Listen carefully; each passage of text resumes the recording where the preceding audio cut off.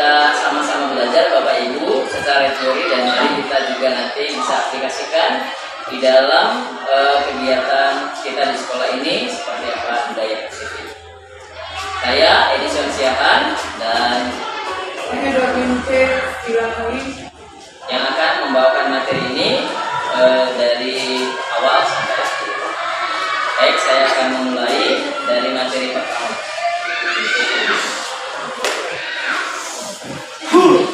Baik, dari kata budaya positif, ya. Budaya berarti kebiasaan positif berarti baik. Berarti ada kebiasaan baik yang harus kita lakukan di sekolah ini, ya.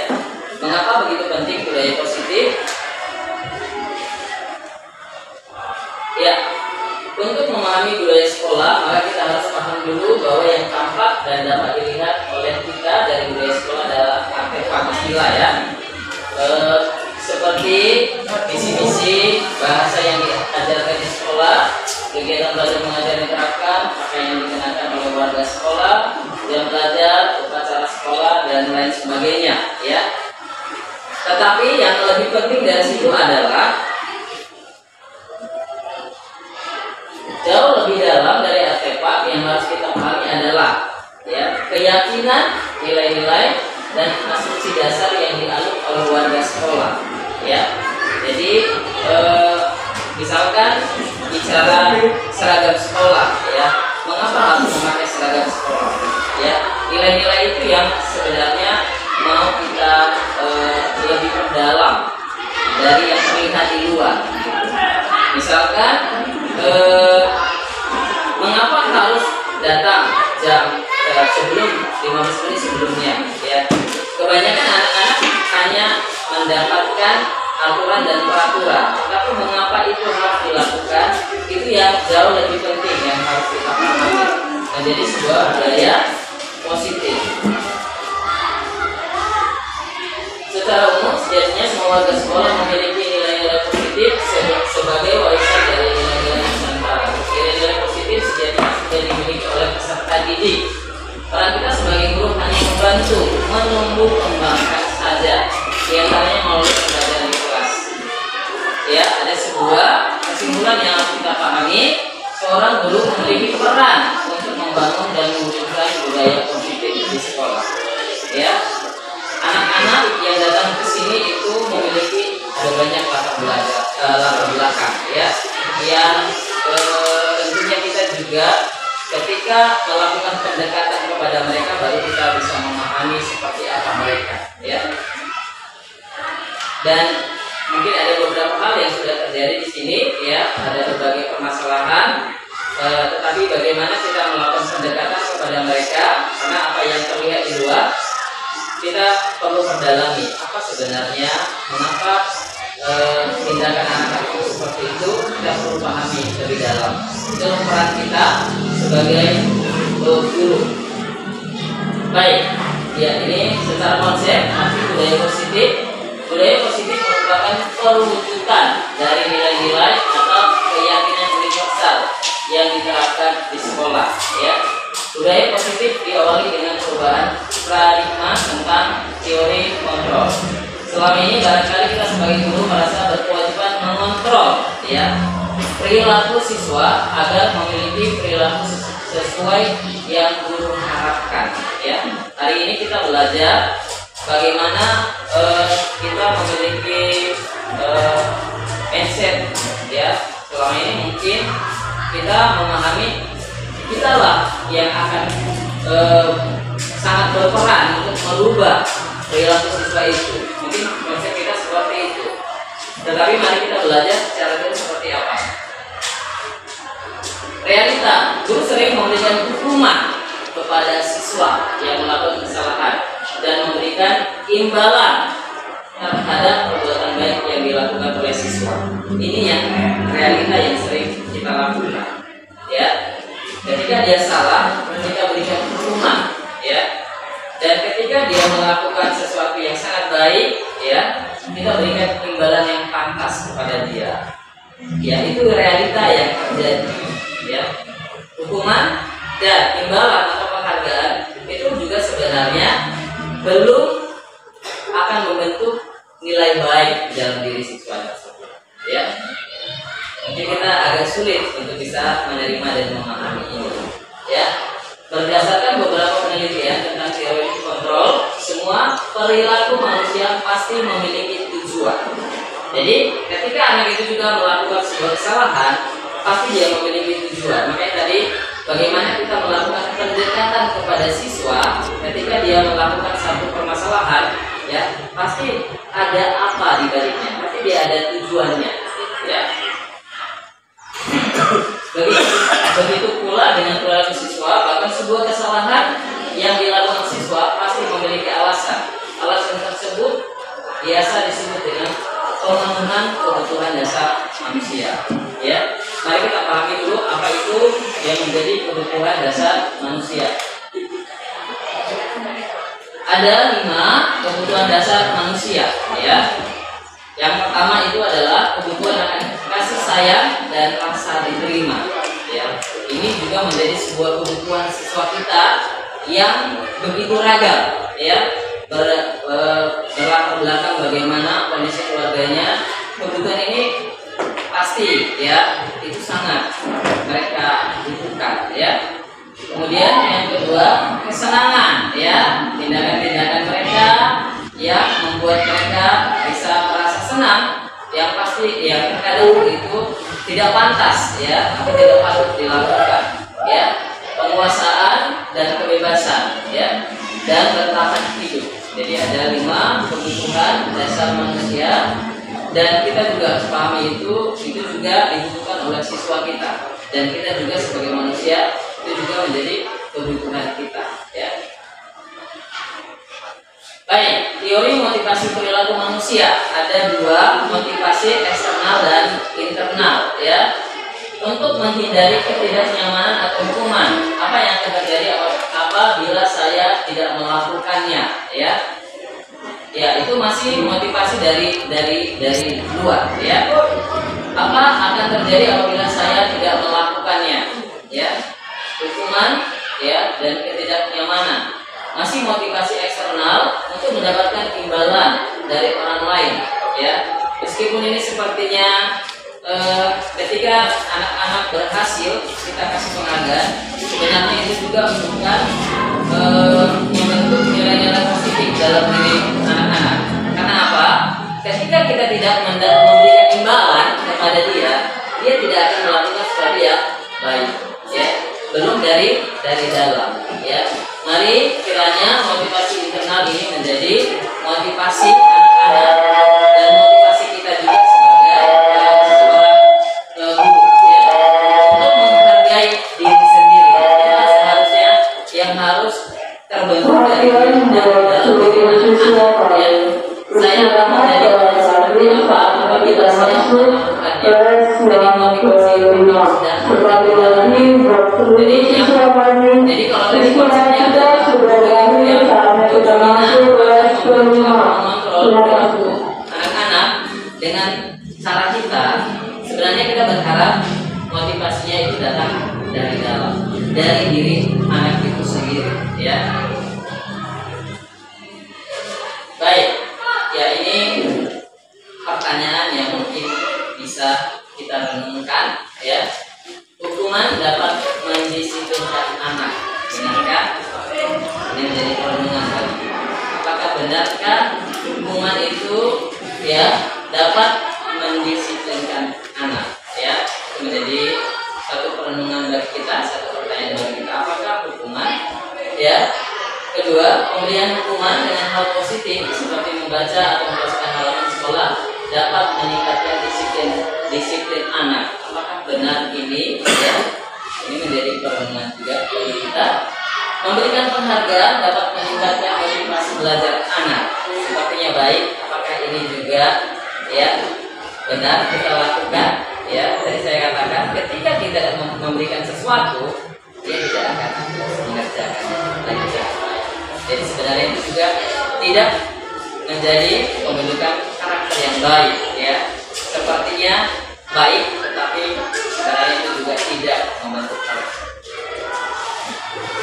Ya, apa makna disiplin? Ya,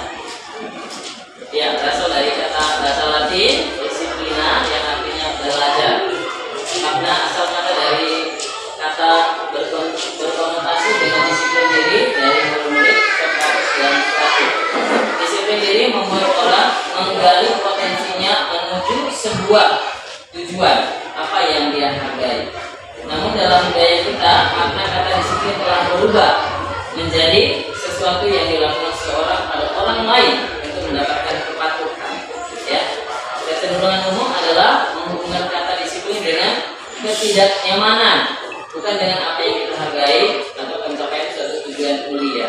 Ya, jadi kadang bicara disiplin, bicara aturan, ya aturan itu kalau ya kita pahami prosesnya di anak-anak adalah ketika mereka mendaftar itu ada lembaran peraturan sekolah, ya, dan memang harapan kita ini adalah aturan yang bisa membuat mereka tidak semena-mena untuk melakukan tindakan, ya.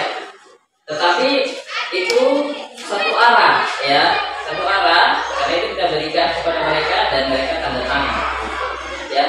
Kita berharap ada satu kesepakatan, ya, kesepakatan dalam diri anak-anak itu sehingga datang motivasi dari dalam untuk bisa memenuhi aturan dan peraturan di sekolah yang ada. Baik, ini ada beberapa perbandingan, ya, ada beberapa penjelasan antara hukuman. Ya, hukuman itu membuat identitas siswa itu gagal, ya. Kemudian itu ada konsekuensi. Konsekuensi itu memang sesuatu yang harus terjadi, tetapi itu juga belum membentuk karakter anak-anak dengan baik. Tetapi di situ ya masih situ netral, ya, itu netral. Ya, ini sudah negatif. Hukuman itu negatif, padahal ini yang sering kita lakukan. Ya, makanya ya dari bincang-bincang dengan kondisi anak kita ini bagaimanalah, ya, mungkinkah kita tidak akan memberikan hukuman, tetapi ternyata di sini hukuman itu seperti apapun itu negatif, ya, dan membuat siswa itu identitasnya menjadi hampir tidak baik, ya. Ini netralnya, konsekuensi sesuatu yang memang mereka harus terima, ya. Kemudian ada sebuah istilah restitusi, ya, ini yang positif, ya. Sesuatu yang menyakitkan harus terjadi, ini sesuatu yang harus terjadi. Ini restitusi merupakan pilihan, ya, sudah merupakan pilihan anak-anak itu sendiri. Jadi makanya harus datang motivasinya dari dalam, gitu, ya. Ya, nanti materinya bisa kami share, ya. Di sini murid anak membenci peraturan, ya. Murid anak menghormati peraturan, ya. Kemudian di sini murid anak menghormati dirinya dan orang lain, ya. Jadi ada motivasi yang harus berubah, ya, dari dalam anak-anak sendiri ketika dia melakukan sesuatu, ya. Harus datang dari dalam mereka, bukan dari faktor luar, ya. Kita guru adalah faktor luar, tetapi tugas kita memang menuntun mereka agar mereka benar-benar bisa menemukan diri mereka sendiri dan memiliki motivasi dari dalam untuk melakukan sesuatu yang baik, ya. Jadi peraturan-peraturan itu akhirnya ya mereka lakukan ya karena dengan kesadaran diri dari dalam, ya, bukan karena hukuman, bukan karena penghargaan dan lain sebagainya. Dan ini memang yang kita juga, saya secara pribadi juga berjuang untuk melakukan ini kepada anak-anak kita, ya. Ya, mari kita tentukan mana hukuman atau konsekuensi, ya. Ini tadi beberapa contoh, ya, beberapa pemahaman hukuman dan konsekuensi, ya. Mencatat 100 kali di dalam buku kalimat saya tidak akan terlambat lagi karena terlambat ke sekolah. Ini hukuman atau konsekuensi. Ini adalah hukuman, ya. Lari mengelilingi lapangan basket 2 kali karena terlambat hadir. Ini hukuman atau konsekuensi. Hukuman, ya. Murid diminta untuk push up 15 kali karena tidak menggunakan masker ke sekolah. Ya, hukuman. Menggantikan kertas tugas teman yang telah dicoret-coret. Ini konsekuensi, ya. Membersihkan tumpahan air di meja tulis karena tersenggol pada saat belajar. Ya. Konsekuensi, murid tidak disuruh untuk mengenakan sepatu seharian di sekolah karena tidak mengenakan sepatu hitam. Hukuman, ya. Lari mengelilingi lapangan basket 2 kali karena terlambat 10 menit untuk pelajaran PJOK. Ya, PJOK masih ada hubungan, ya. Iya, masih ada hubungan. Ada beda dengan yang itu push up, ya. Ya, ini karena pelajaran PJOK, ya. Ya. Baik. Mari kita praktek Bapak Ibu, tapi harus berpasangan, ya. Satu, ya. Itu ada penjelasannya. Coba ada kertas sedikit, coba tulis sesuatu yang berharga dan genggam itu di tangan, ya, tutup. Satu lagi, coba bagaimana dengan cara ibu yang di sebelah untuk membuka kertas yang digenggam itu, ya, dan nanti apa yang terjadi? Adakah yang terbuka, adakah yang tidak, ya? Coba Bapak Ibu, satu orang aja yang menulis dan satunya menggenggam kertas itu. Tulis sesuatu yang berharga, yang sangat katanya, ya, yang sangat berharga untuk Anda, ya. Ya, bebas, sesuatu yang berharga. Ya, menurut Bapak Ibu apa yang sangat berharga? Kemudian masukkan ke dalam tangan dan genggam. Ibu yang di sebelah, bagaimana caranya agar, ya, kertas yang di dalam itu bisa terbuka dengan caranya Bapak Ibu yang di sebelah, ya, dengan Bapak Ibu yang di sebelah. Ya, terserah siapa yang memegang. Yang memegang berarti yang menulis lah, karena itu yang berharga bagi ibu yang menulis. Gak mungkin dia yang rahasia lah itu. Ya, jadi coba cari tahu apa yang berharga itu dengan cara Bapak Ibu yang di sebelah yang tidak memegang kertas membujuknya, ya. Bagaimana cara membujuknya?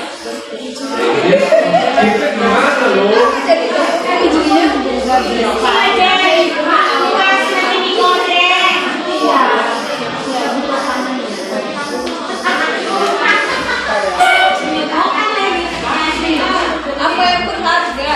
Iya, yang sangat berharga lagi. Iya, sama yang menuliskan. Yang menuliskan itu yang mengimbau. Ya, silakan lah bagaimana caranya, ya. Membujuk, mengancam, menghardik, menghardik, apa saja. Ya.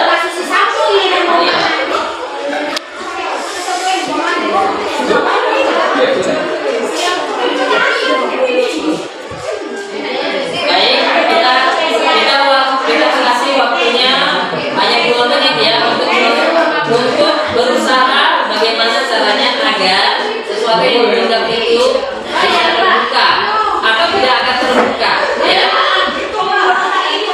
Ya, kita hitung dari sekarang.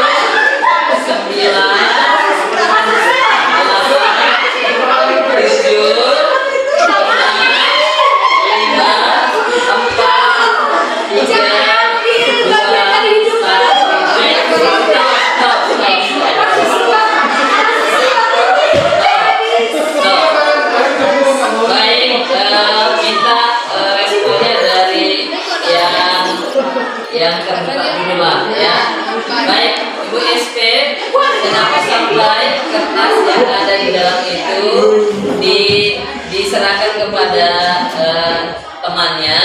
Apa usaha yang dia lakukan?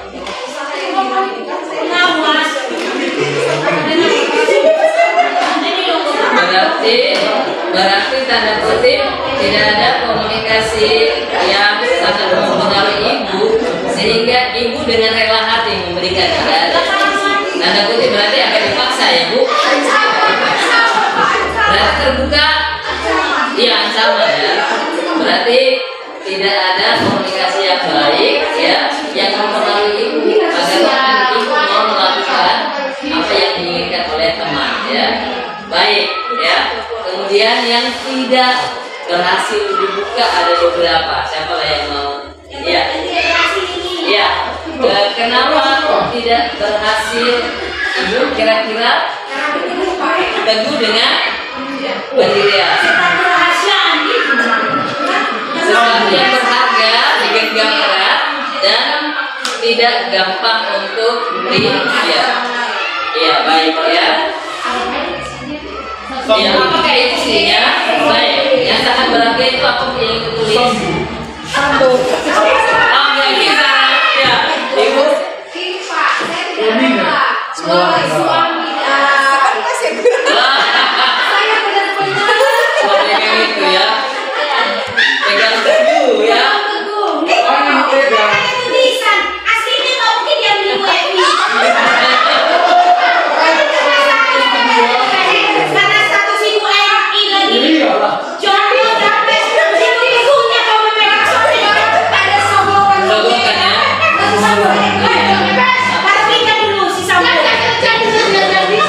Baik, Ibu Reme sama Ibu NP nggak tetap dibuka ya?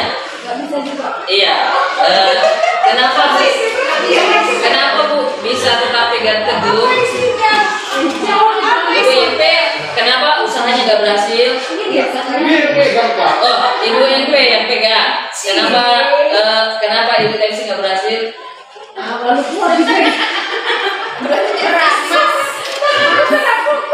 Artinya kesimpulan ibu tidak melihat ukuran badan ya.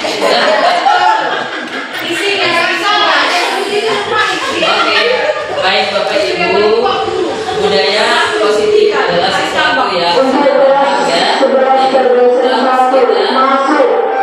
jaga baik dan harus kita lestarikan dan itu juga harus sampaikan kepada anak-anak sehingga sesuatu yang baik itu tetap bisa menjadi budaya dari awal. Misalkan sekolah ini ada sampai sekolah ini seterusnya semakin bisa berkembang ya.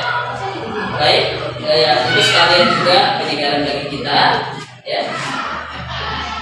Baik, ini paradigma teori kontrol ya. Guru mengontrol murid ya. Bahwa kritik dan membuat orang merasa bersalah dapat mematahkan karakter, ini juga agak baik ya. Bahwa orang dewasa memiliki hak untuk memaksa ya, ini juga yang harus paradigma yang harus kita rubah. Ya, ini ada stimulus respon dan teori kontrol. Ya, kita mencoba mengubah orang agar berpandangan sama dengan kita. Ya, teori kontrolnya adalah kita berusaha memahami pandangan orang lain tentang dunia. Ya, perilaku buruk dilihat sebagai suatu kesalahan. Ya, teori kontrolnya adalah semua perilaku memiliki tujuan. Ya, orang lain bisa mengontrol saya. Ya. Teori kontrolnya adalah hanya Anda yang bisa mengontrol diri Anda, ya. Saya bisa mengontrol orang lain. Ya, teori kontrolnya adalah Anda tidak bisa mengontrol orang lain. Pemaksaan adalah pada saat rujukan gagal, ya, tadi itu yang terjadi, ya. Teori kontrolnya, mari kolaborasi dan konsensus menciptakan pemikiran baru, ya. Nanti ada di segitiga diskusi model berpikir menang kalah ya. Kalau tadi kami bilang sama Ibu James ya, Ibu James 50-50 ya. Model berpikir menang-menang ya. Iya, win-win solution ya. Ya. Ini mari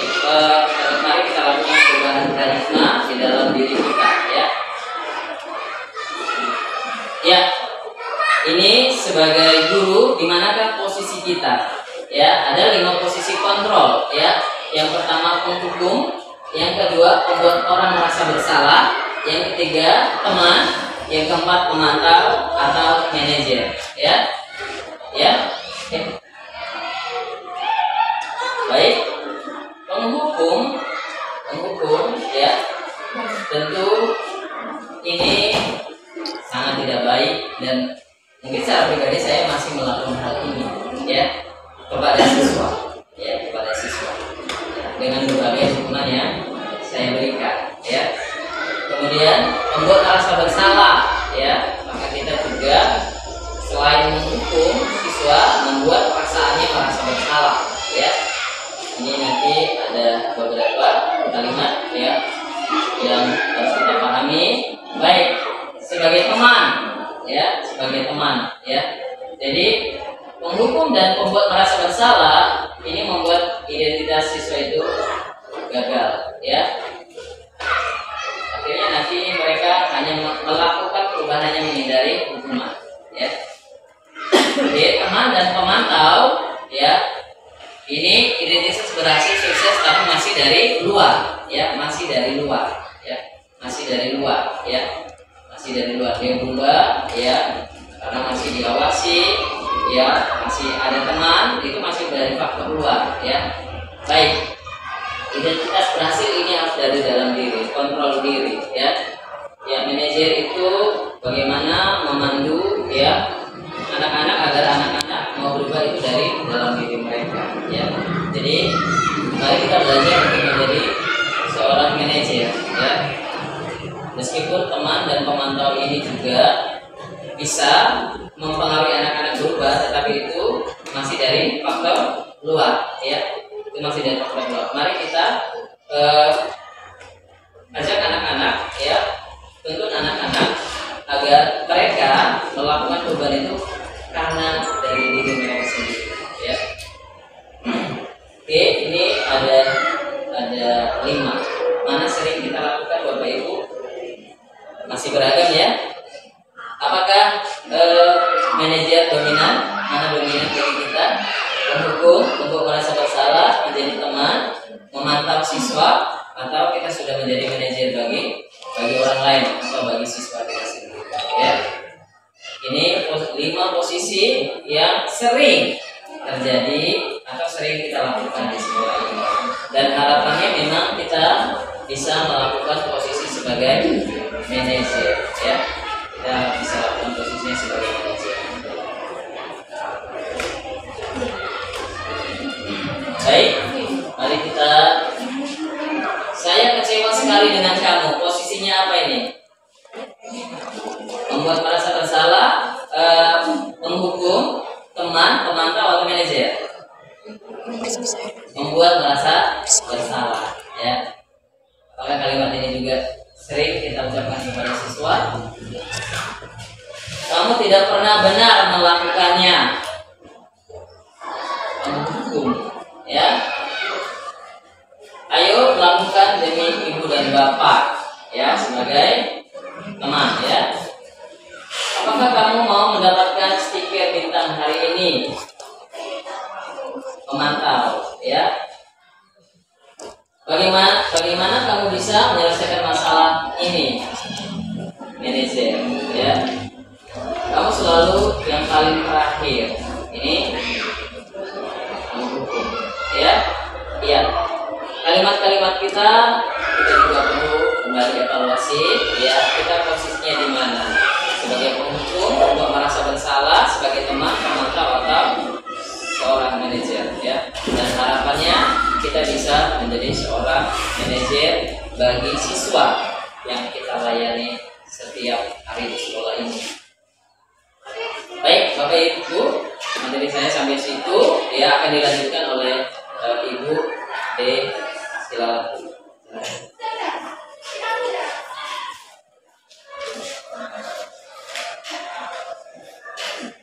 Baik, terima kasih buat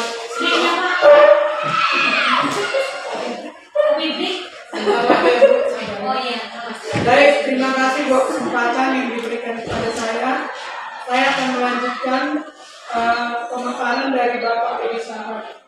Materi saya ini mengenai eksplorasi konsep atau pembelajaran segitiga restitusi. Restitusi ini merupakan pilihan yang terbaik atau yang bersifat positif. Jadi kita sebagai guru kalau bisa sebaiknya kita menggunakan restitusi ini dalam pembelajaran kita. Apa itu restitusi? Restitusi itu proses menciptakan kondisi bagi murid untuk memperbaiki kesalahan mereka, sehingga mereka bisa kembali pada kelompok mereka dengan karakter yang lebih kuat. Jadi restitusi ini tujuannya membuat siswa itu lebih baik, tapi tidak menciptakan rasa bersalah dalam diri mereka. Jadi membawa karakter yang lebih baik lah. Itulah restitusi. Jadi untuk itu kalau kita sebagai guru maunya kita laksanakan lagi dalam pembelajaran kita untuk ke depannya. Kemudian apa itu ciri-ciri restitusi? Yang pertama bukan untuk menebus kesalahan, namun untuk belajar dari kesalahan. Kemudian yang kedua memperbaiki hubungan. Yang ketiga tawaran bukan paksaan. Yang keempat restitusi menuntut untuk melihat ke dalam diri. Yang kelima restitusi mencari kebutuhan dasar yang mendasari tindakan. Yang keenam restitusi diri adalah cara yang paling baik. Yang ketujuh restitusi fokus pada karakter bukan tindakan. Yang kedelapan restitusi fokus pada solusi. Yang kesembilan restitusi mengembalikan murid yang berbuat salah pada kelompoknya. Jadi pada dasarnya tujuan restitusi ini adalah membuat karakter siswa itu lebih baik, tapi bukan membuat dia ke arah yang bersalah, tapi membuat karakternya yang lebih baik, sehingga tujuan akhirnya terciptalah siswa yang mempunyai karakter yang baik. Kemudian inilah kalau tadi ada dipaparkan segitiga restitusi seperti inilah segitiga restitusi itu. Yang pertama ada menstabilkan identitas. Kemudian yang kedua validasi kebutuhan. Yang ketiga menanyakan keyakinan. Jadi ini nanti pilihan yang akan dibuat untuk memperbaiki karakter dari siswa kita. Kemudian yang pertama tadi pilihan kita buat melalui restitusi tadi menstabilkan identitas. Itu contohnya seperti ini. Guru berkata, berbuat salah itu hal yang manusiawi. Tidak ada manusia yang sempurna. Benar kan Bapak Ibu Guru? Ya tidak ada manusia yang sempurna. Sekalipun dia orang yang baik, kita katakan dalam masyarakat tetap dia tidak sempurna. Jadi kata-kata berbuat salah itu hal yang manusiawi. Tidak ada yang manusia yang sempurna, itu benar ya. Jadi kemudian kita pasti bisa menyelesaikan permasalahan ini.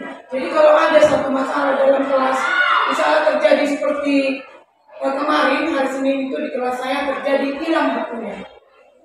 Hilang buku teman si Ade ya, hilang. Nah kita nggak bisa langsung menuduh si Ade langsung menuduh temannya dia yang mengambil. Kita nggak bisa, itu langsung pulang kita beri sama dia.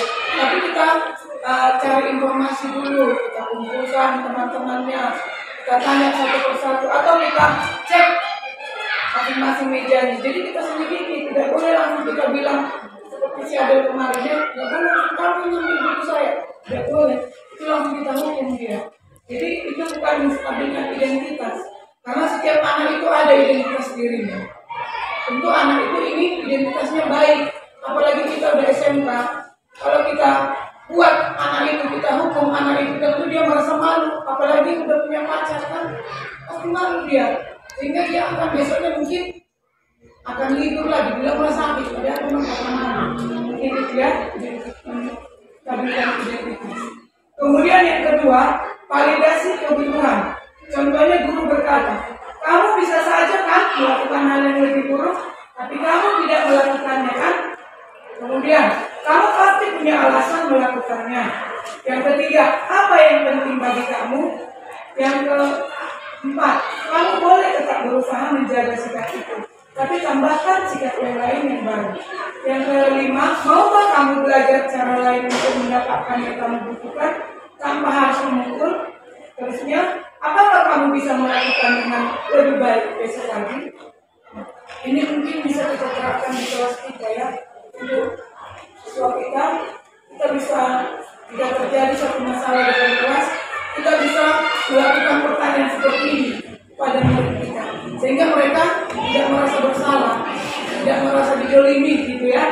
Itulah validasi kritik. Kemudian yang ketiga, menanyakan keyakinan. Contohnya guru berkata, apa nilai yang kita percaya di kelas atau di sekolah kita? Kemudian nilai-nilai universal apa yang telah kita sepakati? Atau kelas yang ideal itu seperti apa? Kamu ingin menjadi anak seperti apa? Nah, jadi kalau untuk menanyakan keyakinan ini, biasanya kalau di kelas saya coba ya menerapkannya. Sebelum masuk ke materi saya bikin kesepakatan kelas. Contoh, pertama, pada saat pembelajaran tidak ada murid yang berbicara kecuali mau bertanya dengan cara tunjuk tangan. Yang kedua, jika mau bermisi, tunjuk tangan, datang menghadap saya. Ketiga, jika murid tetap ribut, maka saya berikan sanksi. Sanksinya pun itu menerapkan nilai-nilai universal tadi, yaitu kalau kita sekarang lagi booming itu mengenai protokol belajar Pancasila itu ya. Itu yang saya coba kalau di dalam kelas saya. Nah, kalau Bapak Ibu guru, kira-kira untuk keyakinan kelas apa yang udah selama ini Bapak lakukan, tapi Bapak nggak tahu kalau itu sebenarnya sudah segitiga institusi. Ada? Apa sadar itu sudah segitiga institusi? Seperti membuat kesepakatan kelas tadi, tidak ada yang ribut. Jika ribut, berikan hukuman yang dilakukan nilai-nilai yang telah kita sepakati ya. Kalau tidak ada kita lanjut. Kemudian 30 detik. Nah, jadi untuk melakukan segitiga institusi tadi supaya berjalan dengan baik, nah kita bisa melakukan intervensi 30 detik. Contohnya, apakah kamu bisa berbuat lebih baik? Kita beri waktu murid itu, siswa kita itu, untuk berintervensi atau berdiam diri dulu. Mengayak dulu apa yang dilakukannya. Kenapa aku lakukan itu? Kelas kelima telah berakhir, saatnya kita masuk kelas ke-6. Sekali lagi, kelas kelima telah berakhir, kita masuk kelas Mungkin kalau ke-6. di kelas, kita bisa suruh murid itu, kalau dia nakal di kelas, kita suruh dia pejamkan matanya 5 menit. Lalu kamu bayangkan, kamu mau jadi seperti apa nantinya? Kita semua jadi seperti itu. Mungkin bisa. Ya. Jadi dengan memejamkan mata, dia akan melakukan apa? Pemahaman dirinya untuk ke arah lebih baik lagi. Kemudian, apakah wajar membuat kesalahan? Bisakah kita memperbaiki? Ya, setiap anak wajar melakukan kesalahan. Jangan seorang anak. Kita aja selaku guru juga sering melakukan kesalahan, itu wajar. Tapi kita harus berusaha memperbaikinya. Kemudian, kapan kamu siap untuk mulai? Peraturannya apa? Dan sebagainya. Ya, itu seterusnya nanti akan kita share ya di grup. Kemudian, sebelum kita masuk ke refleksi ini, ada mau kita tonton dulu video. Mungkin melalui video pembelajaran ini, Bapak Ibu guru mungkin bisa menerapkannya di kelas. Kami minta waktunya Bapak Ibu. Hebat. Salam guru penggerak. Kembali bersama saya, Purnama Walinda Turni, calon guru penggerak angkatan 3 dari SMA Negeri 1 Mata, Lampung Selatan, Provinsi Lampung. Kali ini saya akan memaparkan tugas 1.4.A.7, demonstrasi kontekstual budaya positif, praktik segitiga restitusi. Pada demonstrasi kontekstual kali ini, saya akan melaksanakan praktik segitiga restitusi terhadap siswa saya dalam 2 kasus yang berbeda ketika sedang melaksanakan proses pembelajaran di kelas. Apa itu restitusi? Menurut dosen dalam bukunya, restitusi adalah proses menciptakan kondisi bagi murid untuk memperbaiki kesalahan mereka sehingga mereka bisa kembali pada kelompok mereka dengan karakter yang lebih kuat. Segitiga restitusi dalam prosesnya meliputi 3 tahap, dan setiap tahapannya berdasarkan pada prinsip penting dari teori kontrol, yaitu Tahap pertama, menstabilkan identitas. Teori kontrolnya yaitu kita semua akan melakukan hal terbaik yang bisa kita lakukan. Tahap kedua, validasi tindakan yang salah. Teori kontrolnya yaitu semua perilaku memiliki alasan. Tahap ketiga, menanyakan keyakinan. Teori kontrolnya yaitu kita semua memiliki motivasi internal. Saya akan mempraktikkan segitiga restitusi terhadap dua kasus yang berbeda di kelas yang saya ambil. Kasus pertama, ketika ada salah satu siswa yang berbohong atas hasil pekerjaan kelompoknya. Dia tidak ikut bekerja kelompok, akan tetapi mengatakan kalau dia ikut kerja kelompok. Kasus kedua, ketika ada salah satu siswi yang menyontek saat saya sedang memberikan ulangan harian di kelas. Dalam video berikut, saya akan mempraktikkan segitiga restitusi. Kasus pertama, siswa berbohong. Sama di proses pembelajaran yang kita lakukan, ya, kamu sudah berbohong ketika presentasi tadi, masih kerja kamu ternyata tidak. Untuk kesalahan kali ini, semua orang pernah melakukannya. Ya, berbohong pasti orang pernah melakukannya. Bukan nanti saya yang berbohong, berbohong. Ini alasan tentunya kenapa melakukan hal itu. Saya biasanya kalau mengerjakan tugas secara kelompok kurang fokus, sering tidak nyaman gitu, sehingga saya itu tidak memaksimalkan saya dalam belajar. Jadi namanya tugas kelompok itu, kami sudah kelompok, berarti bekerjanya harus kelompok, harus berkolaborasi antara satu dengan yang lain, gitu ya. Yang dikatakan hasilnya nanti ketika kamu berkolaborasi dengan teman, kamu akan mempunyai jiwa bersamaan, ya, berbagi bersama, hidup bersama, kan?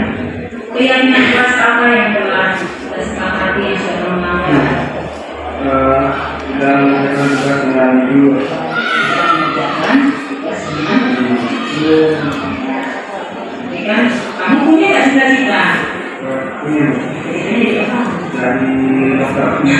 Kalau mencapai cita-cita itu kita harus belajar, ya, harus jujur, ya kan? Ketika kamu sering berbohong, kamu sudah tidak jujur lagi, sudah melanggar kesepakatan kelas kita, gitu ya. Kamu harus punya semangat untuk belajar. Sudah punya cita-cita? Ya. Nah, untuk meraih cita-cita itu kamu harus rajin belajar, giat belajar. Jangan pernah malas, kolaborasi dengan teman, berkelompok bersama teman, kamu tidak merasa malas. Semangat, tetap semangat ya, tetap mau belajar. Baik, terima kasih Pak Alhamdulillah. Perasaan siswa yang berbohong setelah melakukan praktik segitiga restitusi adalah Assalamualaikum warahmatullahi wabarakatuh. Izin memperkenalkan diri, nama saya Arifin Santi Laut dari kelas 11 Perasaan saya setelah Ibu Purnama melaksanakan praktik segitiga restitusi, saya sangat tegak karena ketika Ibu Purnama mengetahui saya berbohong, Ibu Purnama tidak memarahi saya, bahkan dia memberikan nasihat kepada saya. Saya sangat senang sekali. Selanjutnya yang bisa saya sampaikan. Assalamualaikum warahmatullahi wabarakatuh. kasus kedua adalah siswi yang menyontek. Baik Kesia, aku dipanggil sini bertanya kepada kamu kejadian hari ini yang ada di kelas. Kita sedang barengan, berusaha bersama dengan teman, ya? Kamu bukan orang yang satu-satunya pernah melakukan kesalahan ini. Semua pernah melakukan kesalahan dengan cara mencontek di sini, ya. Tapi mencontek itu bukan hal yang baik. Kamu harus rajin belajar supaya tidak ulangan harian, tidak ulangan semester, di semester kamu bisa mengerjakan tanpa mencontek. Ya, masalah kitanya. Apa sih punya alasan kamu melakukan hal ini? Karena tidak fokus. Seperti dengan cara ya tidak jujur, buka HP tadi ya, buka HP ya. Sementara kan kita punya kesepakatan kelas, kesepakatan kelas dari awal kelas memang itu sudah dikatakan kesepakatan kelas tidak ulangan apa?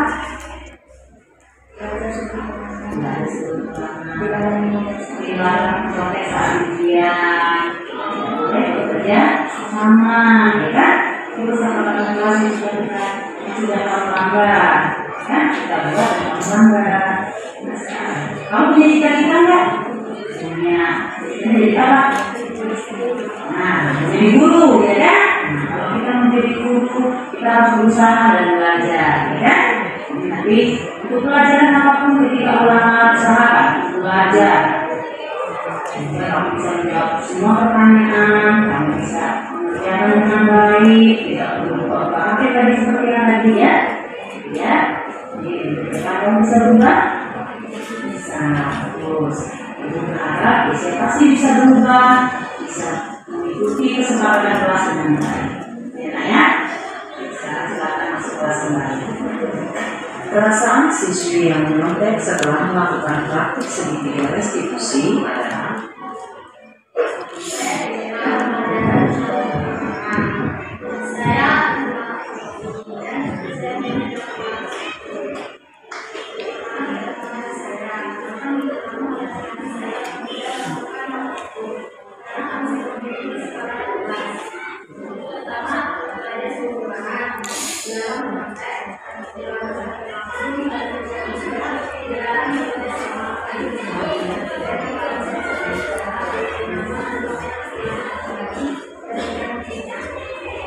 terima kasih. Salam sehat. Memang kita mulai merubah diri kita. Saya sendiri juga udah mulai sedikit demi sedikit dirubah lah. Jadi saya hukum. Ini udah mulai saya ubah dengan cara yang lebih baik. Dan ternyata memang ada sisi positifnya. Anak tadi pun karakternya bisa lebih baik, perilakunya lebih baik. Yang tadinya kalau lewat dari depan saya, gini aja dia lewat. Tapi karena sekarang udah gini tangannya kalau kondisi, kalau di depan kelas. Karena ibu SP dulu, ini senior saya. Melihat video tadi, apa kira-kira yang mendapat saya sampai jadi gini. Apalagi anak-anak yang menghadapi ini, khususnya yang jadi SMP. Belajar semua yang gak begitu bantu loh. Masih dipikir tadi gimana kalau kesepakatan kelas ini kayak berhenti aja. Misalnya, ayo apa kesepakatan kita? Misalnya kalau mau permisi kayak ibu bilang tadi kan, mau keluar harus permisi sama guru yang di dalam kelas. Jadi naik tempelin aja. Biarlah dia lah yang menempelin kertas itu ya. Biarlah jorok kelasnya tempel aja tempel. Masing-masing aku jadi gitu kayak cocok juga ini pikirku ya. Kalau nggak diginiin nanti nggak bisa ini. Artinya gini, harus prakteknya tidak berantem, tidak tawuran atau tidak ikut di bagian dalam orang-orang yang tidak benar gitu ya. Tidak mencontek atau tidak berbohong, ikut dalam ambil bagian dalam kelompok, itu aja. Artinya biarlah dia menulis di parapnya, kan ada kertas tempel-tempel gitu. Aku jadi gitu tadi berpikir, oh cocok juga ini. Bikin nanti di kertas karena membayangkan anak-anak yang di 11 TBSM 2 ini agak-agak bandel banget gitu ya. Jadi harus dimatikan pisahnya dengan cara seperti ini. Kalau hanya ngomong aja restitusi sini kita terlalu lama lembek kayaknya rasanya. Jadi ini kayaknya harus mematikan pisahnya ini harus, kan kau yang buat itu, buktinya itu harus konsekuen dong dengan yang kau catat dan yang kau tulis di buku. Jadi gitu aku tadi. Makasih lah, untung aja kita bisa bertemu seperti ini ya. Terima kasih ya Bu. Itu kesempatan kelas yang Ibu buat itu sudah bagus ya.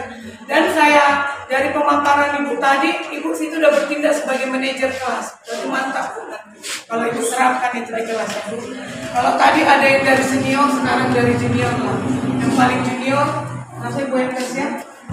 Oke, mintalah pendapatnya dulu apa mengenai video tadi. Tidak apa-apa lah. Terima kasih Bu buat kesempatannya.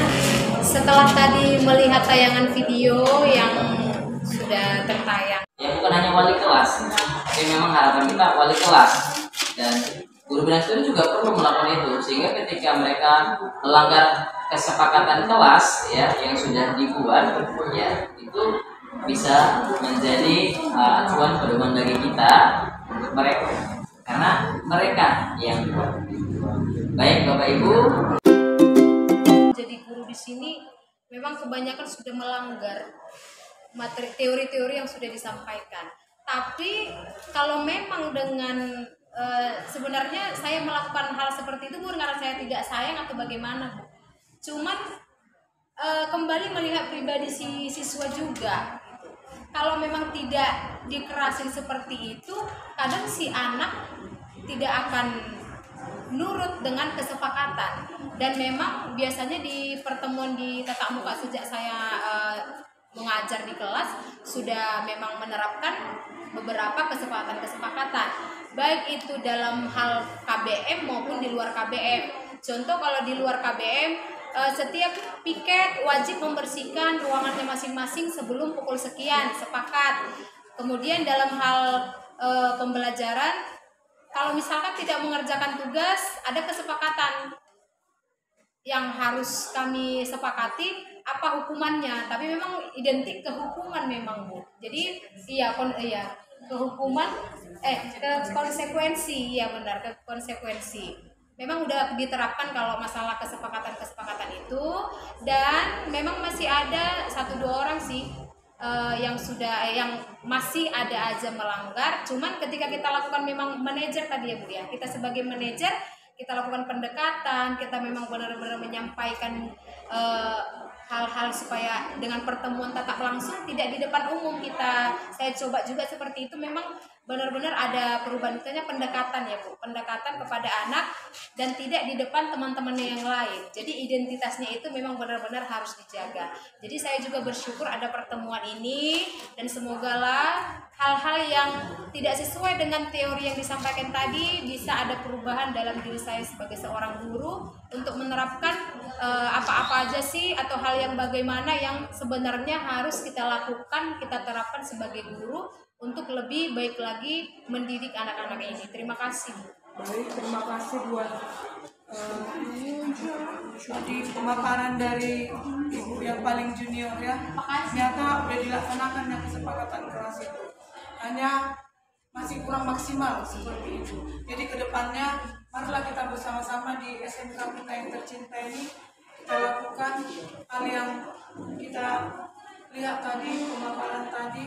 Kita refleksi dulu apa yang kita lakukan selama ini, kemudian ke depannya kita lakukan yang lebih baik lagi. Saya rasa sampai disinilah pemaparan kami mengenai video positif. Terima kasih.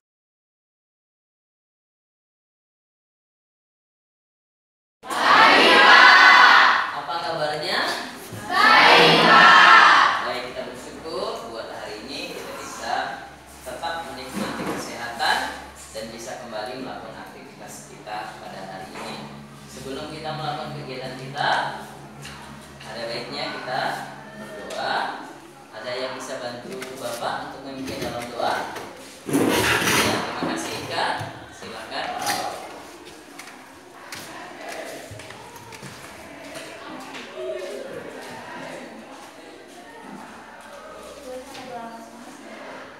Sebelum memulai pelajaran, kita berdoa mudah-mudahan kita masing-masing berdoa dimulai.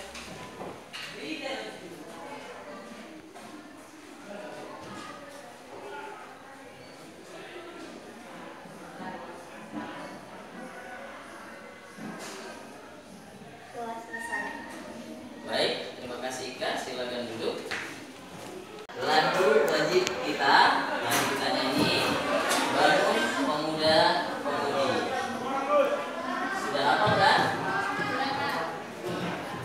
Baik, mari silakan berdiri semuanya.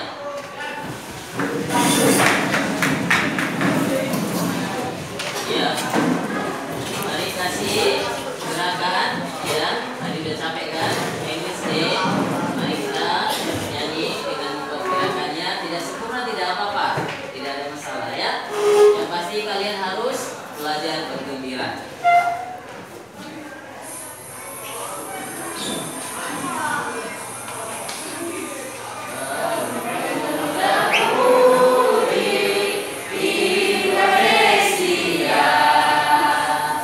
Tangan baju musik.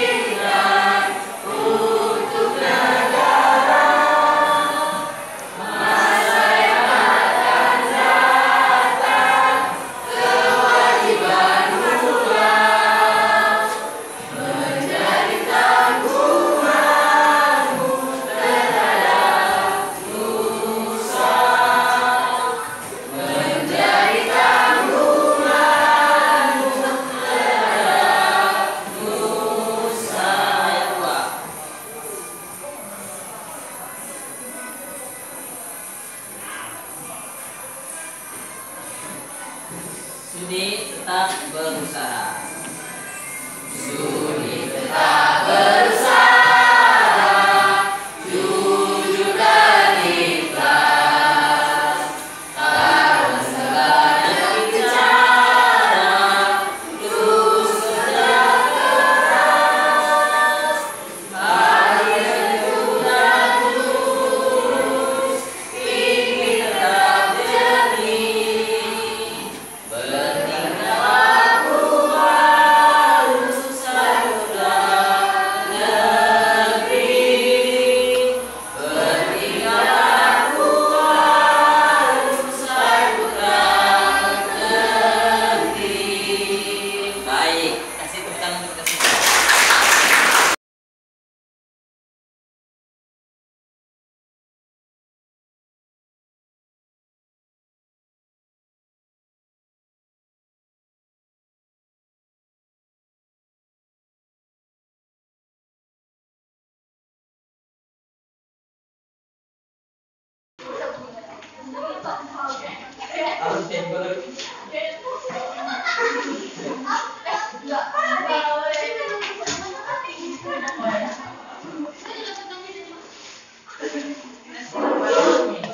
Berikan suaramu, tanganmu menunjukkan.